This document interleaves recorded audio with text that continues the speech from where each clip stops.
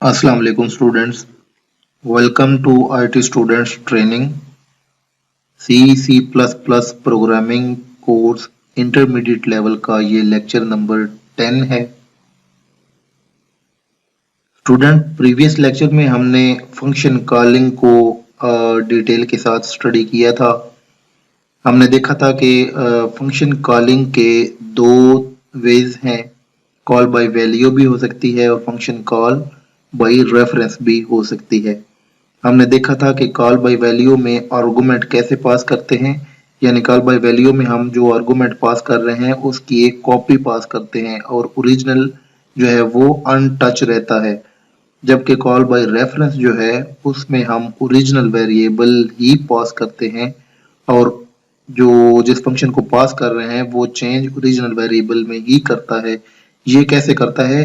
क्योंकि हम original variable का एड्रेस, मेमोरी एड्रेस पास करते हैं।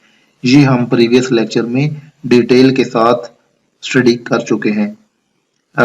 अभी इस लेक्चर में हम कॉल बाय वैल्यू और कॉल बाय रेफरेंस दोनों के रिलेटेड एक एक प्रोग्राम जो है वो लिखेंगे अपने डेव सी प्लस प्लस में है और उसको हम कंपाइल करके चेक करेंगे कि क्या ये जो कंसेप्ट है ये ऐसे ही है। Dev C plus plus open है, इसमें एक मैं न्यू सोर्स फाइल जो है वो क्रिएट करता हूँ और इसमें हम यहाँ पे अभी मेन के अंदर मैं एक वेरिएबल डिक्लेयर करता हूँ int x is equal to 1। इस वेरिएबल को मैंने इनिशियलाइज कर दिया 1 से। ओके, यहाँ पे अभी मैं सी आउट करके इसकी वैल्यू जो है वो डिस्प्ले कराता हूँ। मैं लिख देता हूँ कि in main value of x is equal to less than x के अभी जो x की वैल्यू है वो ये है। लेट्स सपोज इसके बाद अभी मैं एक फंक्शन जो है वो लिखता हूँ और आपको पता है कि फंक्शन अगर डिक्लेयर और डिफाइन इकट्ठा करना हो तो मेन के ऊपर करते हैं, वरना दूसरी सूरत में हम डिक्लेयर मेन से पहले करते हैं और डिफाइन जो है वो मेन के बाद करते हैं। तो यहाँ पे मैं एक फंक्शन जो है वो लिखता हूँ void, यानी ये फंक्शन कोई रिटर्न नहीं कर रहा।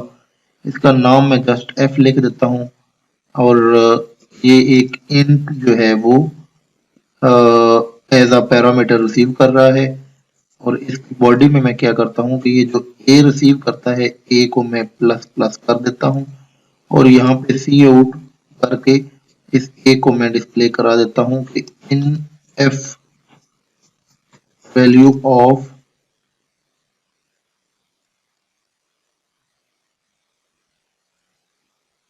X is a. ये वैल्यू ऑफ एक्स क्यों मैंने लिखा? क्योंकि हम यहाँ पे अभी इस फंक्शन को जब कॉल करेंगे एफ, तो इसको मैं एक्स जो है वो एज पैरामीटर पास करूंगा। तो ये जब मैं ये एक्स पैरामीटर इसको पास करूंगा तो होगा क्या कि एक्चुअली इस एक्स की जो है एक कॉपी बनेगी और वो कॉपी जो है वो ये जो फंक्शन है ये उठा लेगा ये फंक्शन। तो हकीकत में क्या होगा कि इस x की कॉपी यहाँ पे आ जाएगी जो कि इंट a वेरिएबल के अंदर सेव हो जाएगी। ठीक है, तो इसको जरूरी नहीं है कि आप a रखें, इसको आप b रख सकते हैं, x भी रख सकते हैं, ये आपकी अपनी मर्जी है। इसका नाम आप जो भी चाहे रख लें। तो इसके बाद हमने इसको ये प्लस प्लस किया इस फंक्शन में और यहाँ पे डिस्प्ले करा दिया। ठीक है, मैं जरा सिंप्लिसिटी के लिए, ताकि आप कंफ्यूज ना हो, इसका नाम भी एक्स ही रख देता हूँ और यहाँ पे भी एक्स कर देता हूँ। तो अभी जब हमने इसकी कॉपी पास की एक्स की तो इसने उसमें उसको प्लस प्लस कर दिया, यानी अगर वो 1 है तो उसकी वैल्यू 2 हो गई है। अभी हम सी आउट लेस देन करके यहाँ again in main value of x is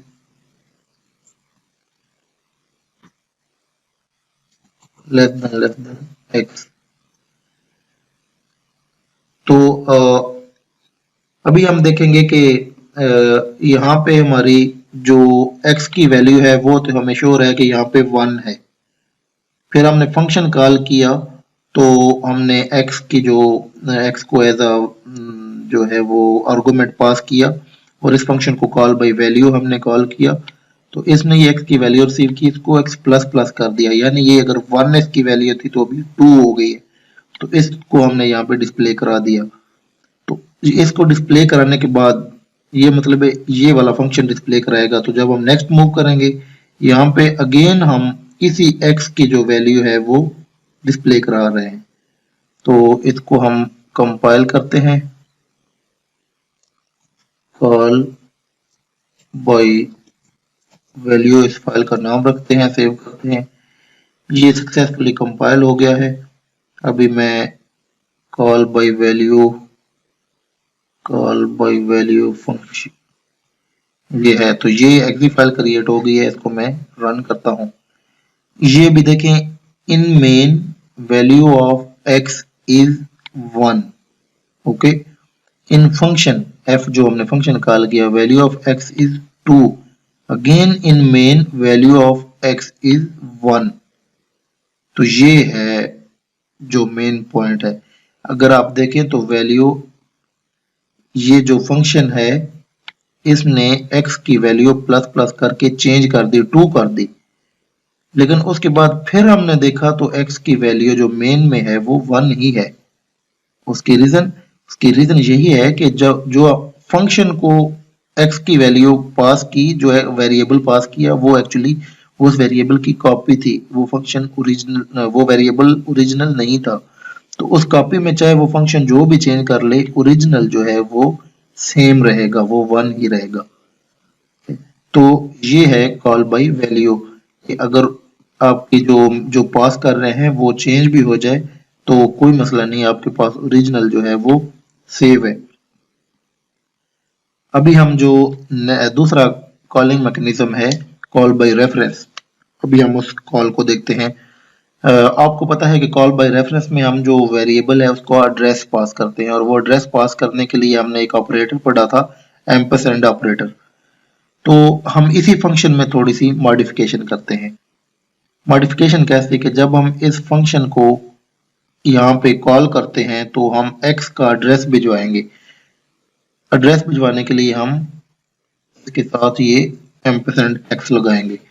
तो एम्परसैंड x जब हम लगाएंगे तो इट मीन्स कि ये x वेरिएबल मेमोरी में जहां पे सेव है, यानी इसकी वैल्यू जहां पे सेव है उसकी पहली बाइट क्यों? क्योंकि इंट जो है ये 4 बाइट जो है वो रिजर्व करता है। तो 4 बाइट में से जो पहली बाइट का मेमोरी एड्रेस है, आपको पता है हर बाइट का एक मेमोरी एड्रेस होता है, वो मेमोरी एड्रेस अभी हम इस फंक्शन को पास कर रहे हैं, ठीक है। तो ये फंक्शन जब मेमोरी एड्रेस रिसीव करेगा तो डेफिनेटली यहाँ पे ये मेमोरी एड्रेस सेव भी करेगा। मेमोरी एड्रेस जो है ये वेरिएबल में सेव नहीं होता। मेमोरी एड्रेस को सेव करने के लिए पॉइंटर होता है, पॉइंटर। तो पॉइंटर को डिक्लेयर कैसे किया जाता है? पॉइंटर इंट के साथ अगर हम स्टैरिक लगा दें स्टोर, तो ये हमारा x जो है ये पॉइंटर बन गया है। x is pointer of type int, यानी अभी x जो है ये मेमोरी एड्रेस सेव करेगा किसका? इंट का। तो जब मेमोरी एड्रेस इसमें आ गया है तो यहाँ पे हम क्या करते हैं, इस x से x अभी इसमें मेमोरी एड्रेस है किसका? इस x वेरिएबल ये मतलब मेमोरी में जहां पे इसकी वैल्यू ये 1 सेव है उसका मेमोरी एड्रेस। तो उसका मेमोरी एड्रेस जब इसके पास आ गया है तो इस मेमोरी एड्रेस से, यानी ये जो x है ये मेमोरी एड्रेस है, तो इस मेमोरी एड्रेस से इस x की वैल्यू कैसे ली जाती है? उसके लिए होता है स्टोर x। ये है पॉइंटर डिक्लेयर करने के लिए। आप डेटा टाइप लिखें उसके साथ स्टार लगा दें तो ये पॉइंटर डिक्लेयर करने के लिए होता है। जबकि यहाँ पे जो स्टैरिक लगाते हैं ये एक्चुअली है कि आपका ये जो पॉइंटर है, ये जो एड्रेस है इस एड्रेस पे क्या वैल्यू पड़ी हुई है, वो वैल्यू लेने के लिए, ठीक है। तो हम क्या करते हैं कि स्टार एक्स प्लस प्लस कर देते हैं। इसका मतलब ये है कि ये जो मेमोरी एड्रेस है एक्स के अंदर, इस पे जो वैल्यू पड़ी हुई है यानी कि 1, उसको प्लस प्लस कर दो। ओके, तो यहाँ पे हम डिस्प्ले कैसे कराएंगे, एक्स तो हमारा जो है वो एड्रेस है, पॉइंटर है, तो इससे पहले स्टार लगाएंगे तो ये वैल्यू सेव होगी। ओके, तो अभी हम इसको कंपाइल करते हैं। ये हमारा सक्सेसफुली कंपाइल हो गया है। हम यहां से आकर इसको रन करते हैं तो ये कॉल बाय रेफरेंस है। अभी आप देखें, सबसे पहले मेन के अंदर जो x की वैल्यू है वो 1 है, उसके बाद हमने फंक्शन कॉल किया और उस x की वैल्यू जो है वो 0 हुई। Again in main the value of x is 1 में कोई इशू हुआ है, हम चेक करते हैं कि क्या प्रॉब्लम हुई है। Star x is equal to star x plus star x कर देते हैं।